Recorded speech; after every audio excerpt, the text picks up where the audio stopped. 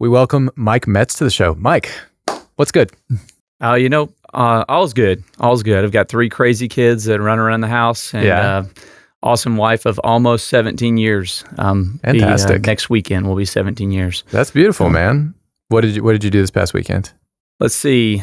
We had my middle one had dance from 9 to 4. Okay. Youngest one had flag football from 11 and 1, and then oldest one had basketball at 9, 10, and 1. So, like I said, when I say chasing them around, and then on top of that, we had a high school football game at 6 o'clock. Okay. At night. So was that on a Friday or a Saturday? All day Saturday. Okay, so this is all through Saturday? Yes, sir. So what did you do yesterday then? Let's see. Had church in the morning. Yeah. Then came home, did a few things around the house, sent an email to the teachers at Tomball Memorial High School, and then went out back and mowed the yard. Sounds like a good Sunday. Yes, sir. Let's talk about Tomball Memorial High School. That is your job. You're the principal there. And what's that job like? Man, it's awesome. It is an incredible school with 2,400 incredible students. Mm-hmm. And it is like drinking from a fire hose. Some people say it's like a Dickens novel, it's the best of times, the worst of times. Right. But so far, it has been just an incredible experience. Mm-hmm. Give us 60 seconds on your background. How'd you get there? Sure. How long have you been there? Sure. Yes, sir. So this is my first year there. As a principal at Tomball Memorial. I've been a principal. This is my 6th year being a principal. The 5 previous years were 2 at a junior high and 3 at a high school. Okay. Then before that, I was an assistant principal for 5 years. And before that, I was a head boys soccer coach and a math teacher. So this being a business podcast, let's talk a little bit about the business of managing a school. You and I talked offline a little bit about time management, which you indicated was a much more ever-present challenge than managing things like funding, for example. What are the biggest things you have to choose between, the biggest struggles that you face in managing your time as a principal of a pretty big secondary school? Sure. So at a high school, everything is urgent. Everything is urgent. Not everything is important, but everything is urgent. And so one of the biggest challenges is trying to decide what are the most important things that I need to accomplish today. Yeah. I'm a big Michael Hyatt guy, big Donald Miller guy, and just really trying to figure out what are my priorities for today and how do I manage my time to make the biggest impact on those things that are the highest priority.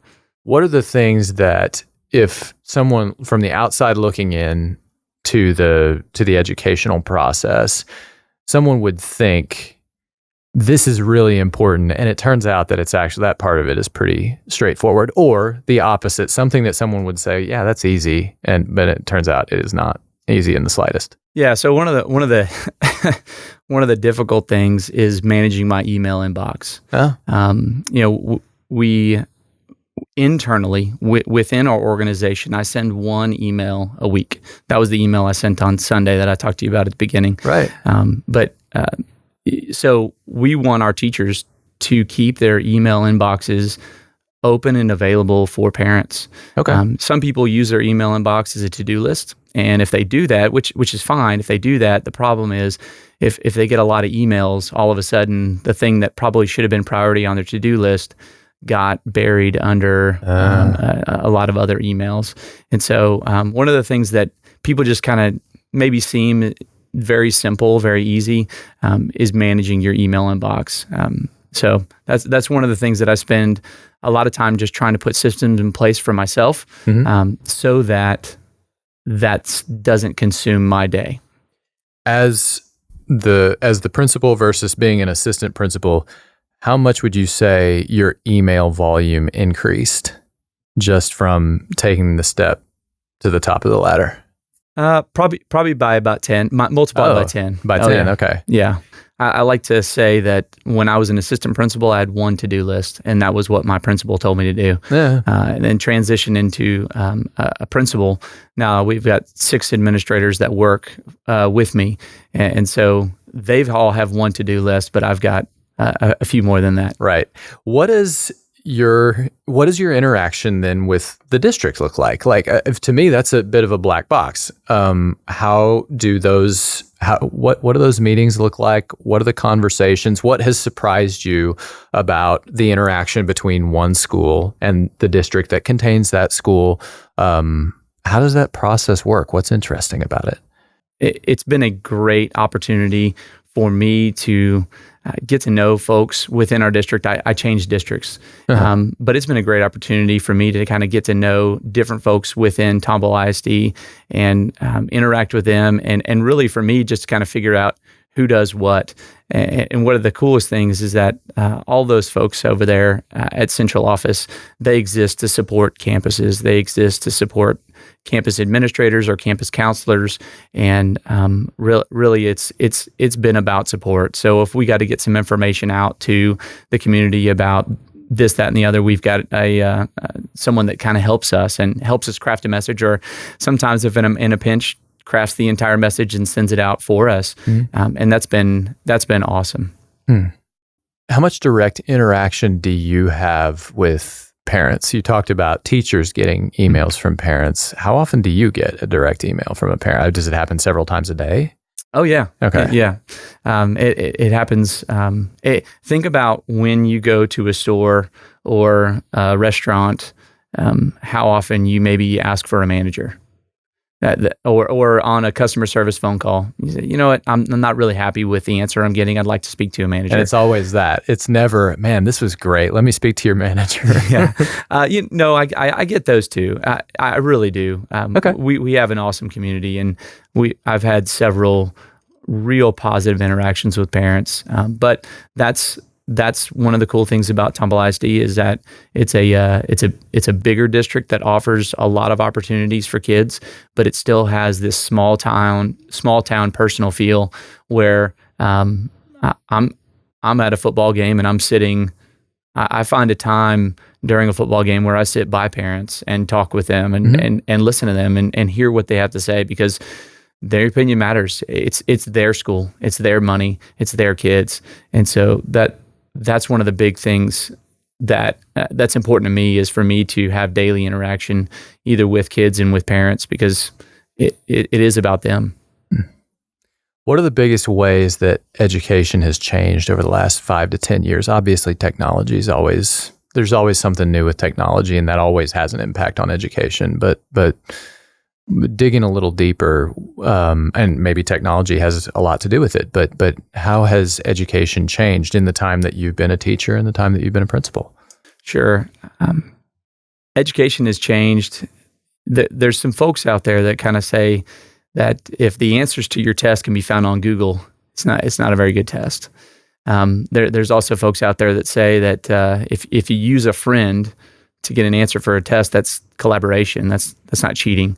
And the reality is, where we are now in today's world is that we've gone from the teacher being the keeper of the knowledge to the teacher being more of a facilitator that learning takes place. Okay. And it's not learning of facts and figures, but learning about how those facts or how those ideas impact us and how they make sense of the social situation around those facts. And so that's probably the biggest thing. Obviously, in the world that I live in high school, one of the biggest changes is that kids they're never not on. They're always behind a camera, always behind a screen. They're always on. So if you and I were having a trouble at school, maybe you stole my girlfriend or something like that, I would tell you how bad of a person you were at school, and then you would go home. And then maybe we might pick it up the next day. I don't know. Maybe I'd sleep on it and be over it. I don't know. But right. And nowadays I'd have my friends text you how terrible of a person you were. I might post about you on social media. I might find a secret about you, or how and just put it out there for the world, unless you gave me my girlfriend back. And that's probably one of the biggest changes in education is the kind of the social emotional side of what our kids have to deal with on a daily basis. So connectedness is, as it is most places, is both a blessing and a curse. What are the most positive manifestations that you see of that? Because everybody always bemoans, like everybody's glued to their phone now.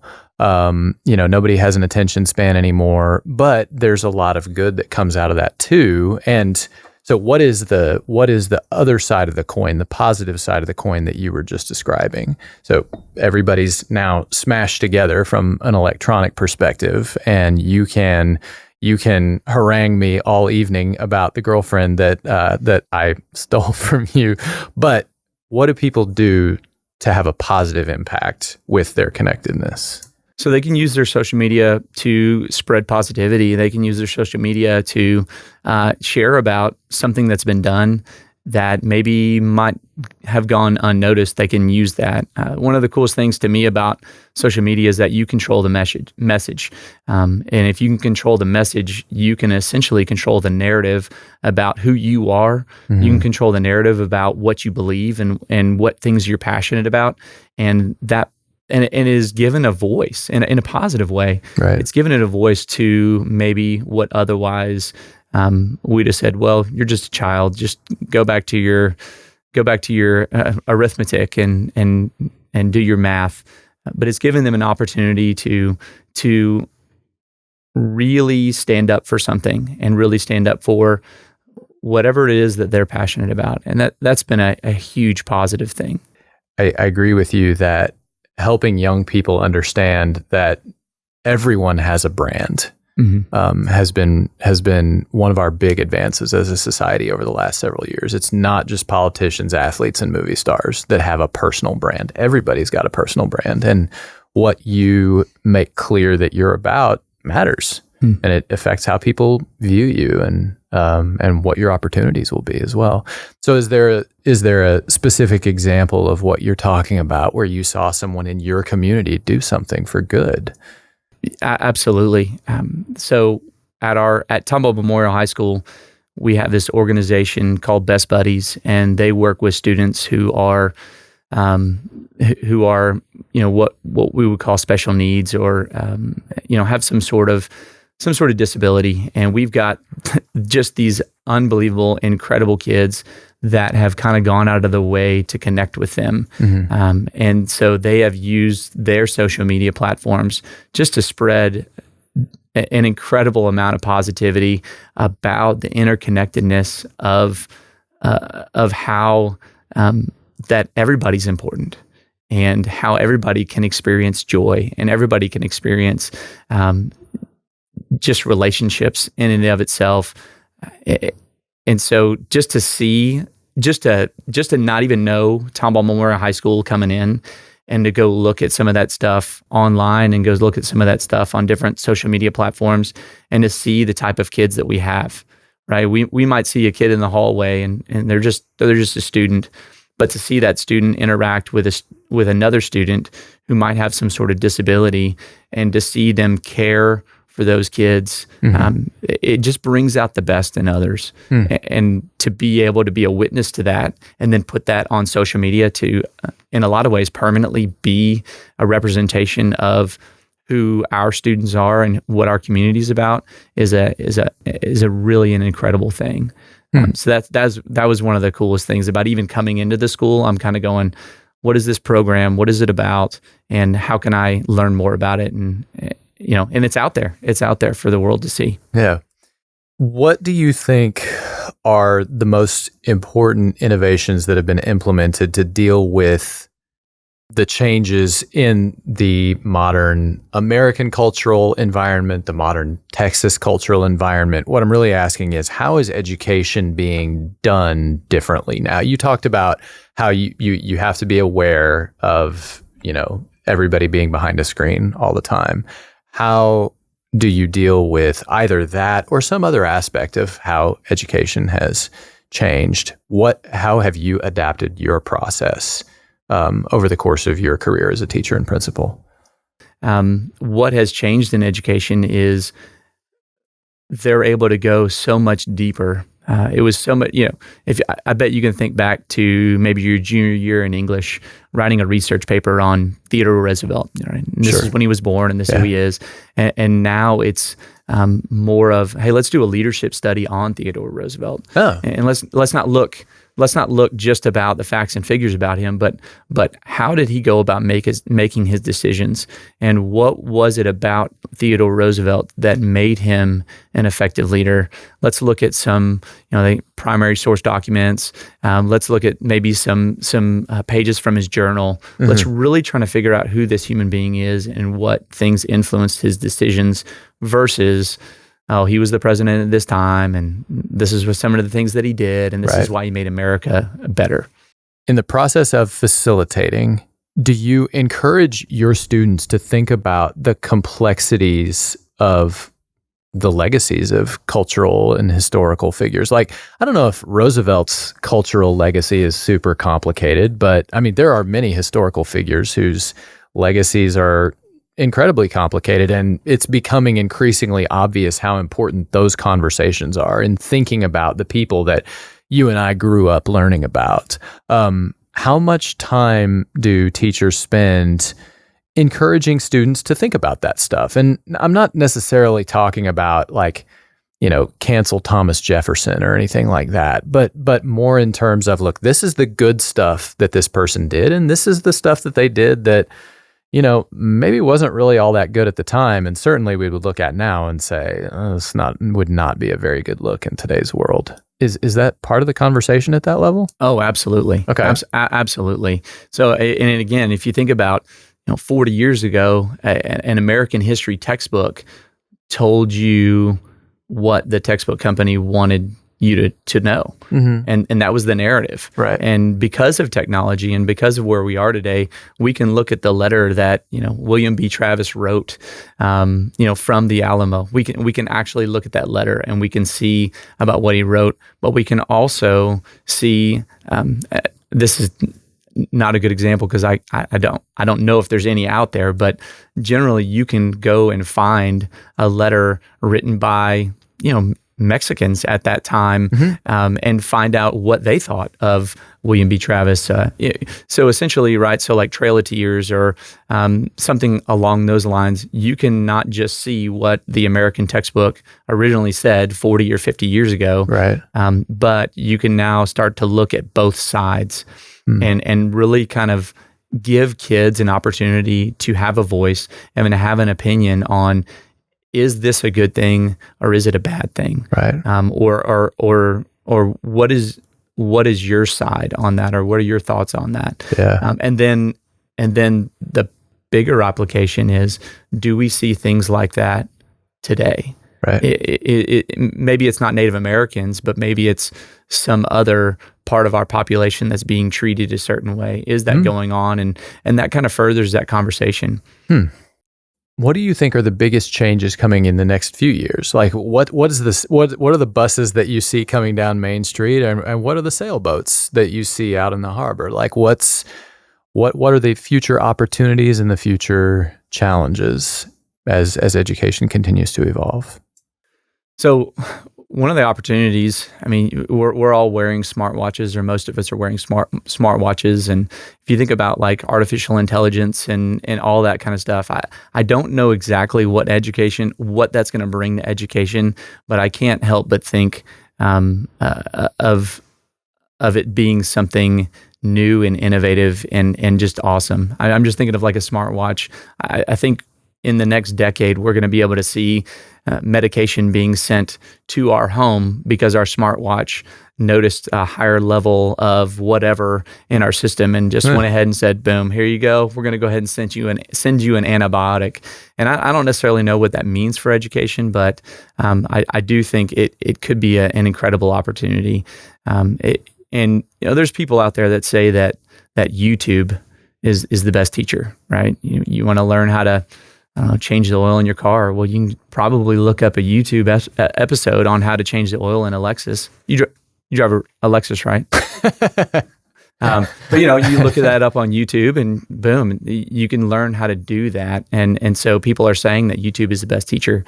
But with all that technology, it still doesn't replace the human connection, the human connection that happens within the classroom. Right. And not only the human connection, but the collaboration between peers, but also the human connection between that teacher and or coach to be able to inspire a kid to maybe want to go change the oil or, metaphorically speaking. Or to go to college. Yeah, that's right. Whatever it may be. That's right. As far as a bus coming our way, we're in a world that is ever changing. We've kind of gone from a model of what an American family looks like, where the dad goes to work and the mom stays home. I came from that family. My mom made me breakfast every morning before I went to school. Yeah. And now we transitioned to both parents are working. You talked about in a podcast earlier about specialization. Yeah. We've got kids that come to school and go to football practice, and as soon as football practice is over, they go to a strength and conditioning coach, and they spend 2 hours at the strength and conditioning coach. And right. I don't know about you when you were in high school, but I drank Coke and ate Big Macs all the time, and I was, quote unquote, an elite soccer player. Yeah. And to think about what these kids are putting in their bodies, they are fine-tuned machines, and so I don't know what how that's going to change what we do, but for us, it's about at our high school at least, it's about creating a sense of belonging. It's about helping kids find their passion. And to help them achieve beyond their potential and get them prepared for life's greatest moments. What position did you play? I was a center midfielder, so I ran all over the place, drinking Cokes, man. Can you believe that? Yeah, I mean, that was the world we grew up in, right? Yep. Mike, thanks for your time. Absolutely. Thank you very much. Appreciate you being here. Thank you for watching. We appreciate your support. Drop us a like below and feel free to leave a comment if you wish. We appreciate positivity and constructive feedback. Don't forget to subscribe to stay up to date on our latest episodes and bonus content. You can also take us on the road using your favorite podcast listening app. We have those linked below. If you'd like to know more about Mays Business School or our guests, visit mays.tamu.edu/podcasts. Talk with you soon.